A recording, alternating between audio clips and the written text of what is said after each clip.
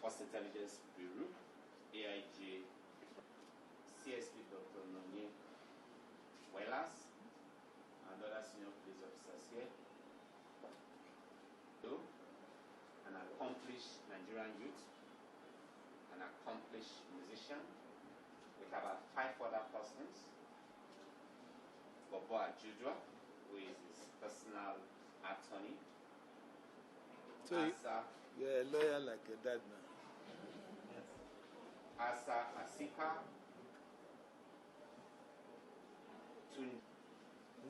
This, yeah, just introduce us and allow them to introduce themselves. So, sir, this, they are here to...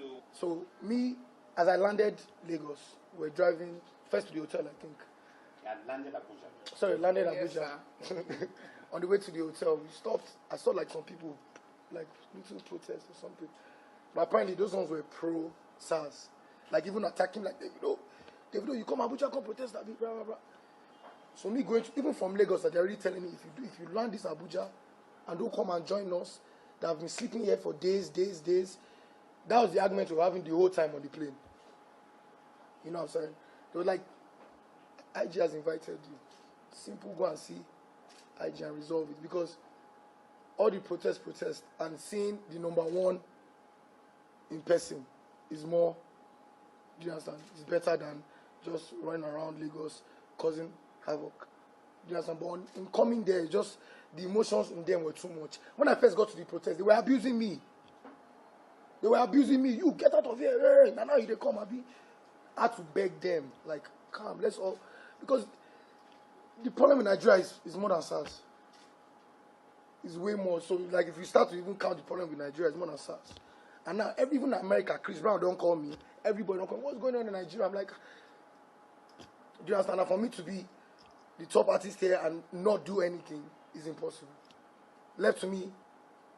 And everybody just like, because your papa get money, you guys work for the government. That's why you don't want to say anything. So I just had to make a stance. Even apart from because of that, just even for the welfare of just people. Me personally, because of who I am, I really never had a problem with police. Do you understand? But like, people suffer. Oh yeah. Like even one time, somebody paid me for, I think a club appearance or something. And the area was not a safe area. The guy even told me it was a different area. The guy paid police. They came to my house. Outside, they were shooting. My son was there, shouting Chioma's name. Come outside. You were your husband. I had to run to my daddy's house to hide. Me, Davido. This last year. You know, we even thought they were armed robbers. And people saw, even the other day, I was driving out. You see it on the internet. I was driving out. 2 guys, just regular. Just on the ground, they stopped them. I told the police to release them. They released them. That's one part of the problem. So now this whole SARS-P, they said SARS has been disbanded, which I commend you for listening to the people.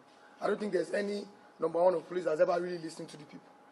Do you understand? You listened to us and you disbanded the SARS. Couple problems that they sent to me. One was the redeployment, sir. They said they want to redeploy them to other units. Number one, people were complaining. I feel, you want to tell me the whole SARS is bad? You can't tell me that. There are good people in the force. Even if they are not trained well, we can't really just, it's not fair to just sack them and say go. Everybody has families, they have kids, they have people they are taking care of. Our 5 demands, this is what.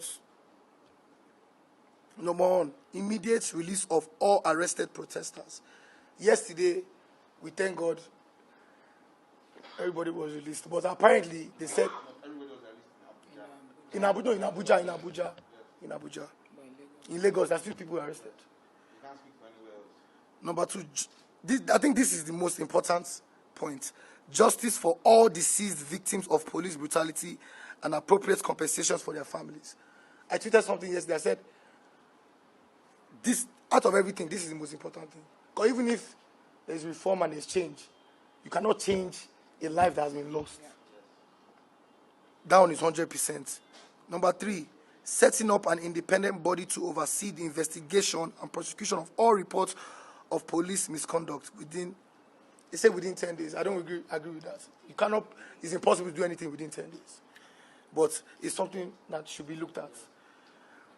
In line with the new Police Act, which they just signed, even before this, psychological evaluation and retraining of all disbanded SARS officers before they can be redeployed. I agree. So, really what they're saying is, okay, the ones that did offense, charge them.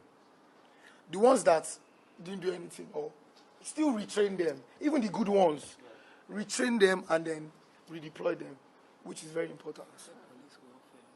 I'm doing that. And this fifth one, to me, after number 2, which is justice for the deceased victims, number 5 is the most important. After that one, increase police salary so that they are adequately compensated for protecting lives and property of citizens. I've seen a video of one police barrack. A beggar cannot stay there. Do you understand? The problem is really funding, benefits, insurance, life insurance, health insurance. If the police, if they are risking their lives, obviously they should be, you know what I'm saying? So benefits, which is very important. So to add to what David has canvassed, obviously these are things that we've been seeing all over, the internet. We've been seeing in person. I myself was privileged enough yesterday to witness a bit of the clamoring. Like David said, when we first landed in Abuja yesterday, we had one mission: to come and discuss, hopefully with the IG, and to share, what the general youth felt about the situation, what the demands were. Because one thing that is very, very easy is for people to get lost in the protests. I kid you not, yesterday, while we were on the streets, there were so many people that actually forgot what they were doing there. I'm telling you. So what we want to do is ensure that, okay, yes, while people are outside, making sure everybody is made aware of what is on ground, there is actual direct communication. Because it's not just about being on the streets and protesting and raising awareness. After some time, the human body can only do so much. Physically, you will get tired, people need to get back to work, need to get back to their lives. We need results. It is results that we actually want. So that is the reason why we actually came to Abuja. But as David explained, on the way, we landed. In fact, they first of all blocked our car. They nearly broke one windscreen. David, you, from your house, you have been... Say, what is going on? What is the matter?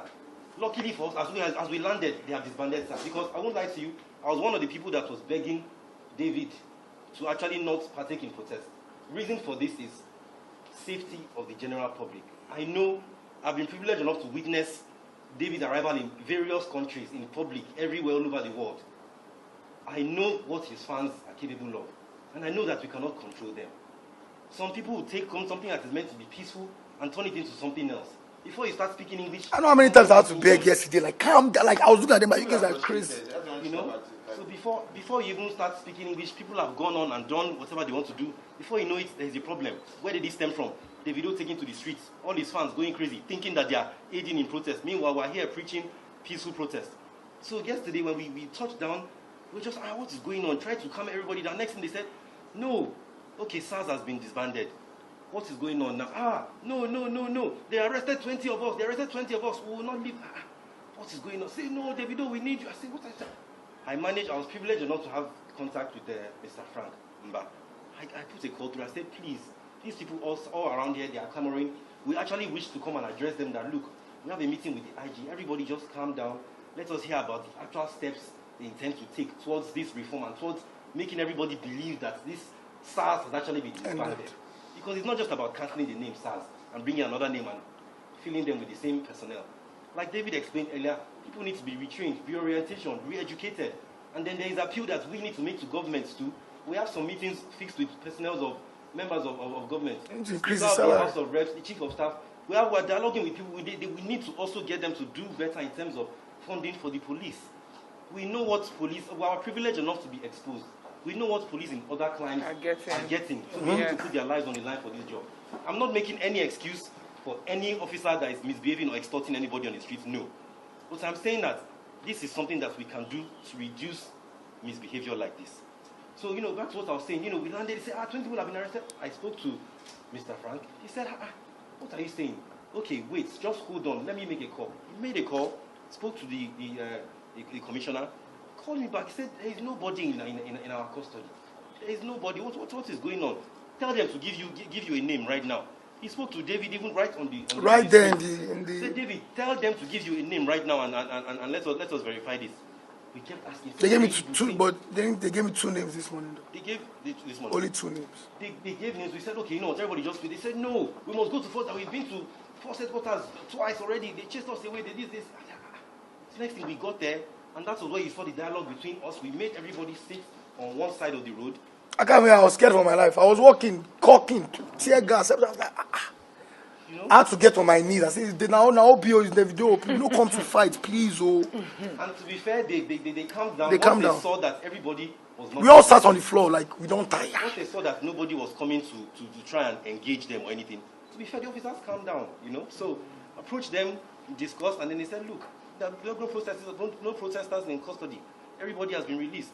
We spoke to the crowd, and that was how that actually calms down. So if it seemed like, I thought that I should make sure I put it out there. It seemed like David, you landed there to cause trouble, even though you had no. That was not the case, you know. So back to what David had said. These reforms. Right now, people are still protesting. If you check online, Lagos is crazy. Lagos right now is shut down because they still have demands. You can't even land. What are their demands? Their demands actually flow from a lot of what has already done by your good selves, by the Police Act 2020, but obviously it was recently just put into place. But then they also have demands that ensure that this SARS that we have disbanded actually stays disbanded, and there is change. Now, the change will not happen overnight.